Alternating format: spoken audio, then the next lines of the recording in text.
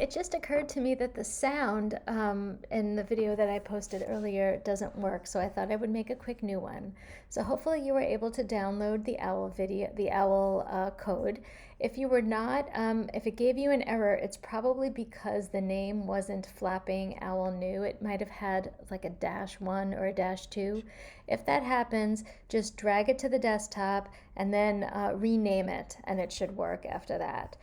So that was just, that happens sometimes when you download code from Canvas. All right, so let's take a look at our code and just quickly walk through it.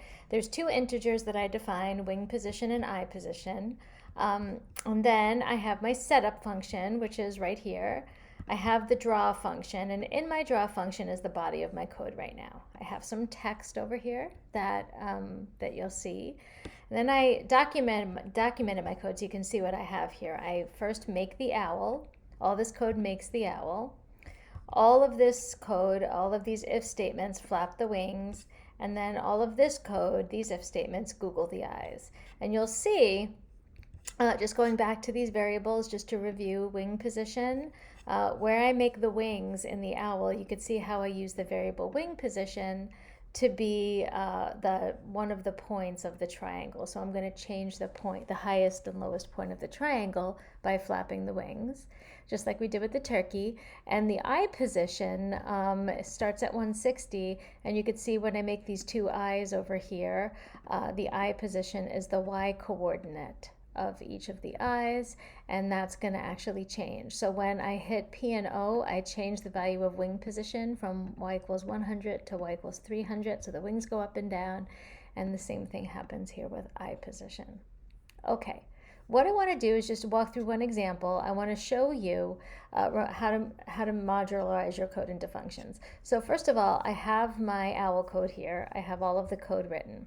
If we go, remember, into the abyss, so here's the end of the draw loop. I'm going to write that, end draw, which happens at line 59 for me. That's curly bracket is the end of the draw loop. After that, I've defined for you three functions: the void make owl function, the void flap wings function, and the void Google eyes function. And your job is to move the appropriate code into the appropriate function and then also execute the function. So I'm going to do the first one for you. Make the owl. I'm going to copy the code, then I'm going to delete it. It's kind of scary deleting all that code. Before I do anything else, I'm going to come over here to the void make owl function, and I'm going to paste all that code. And so notice that's after the draw loop.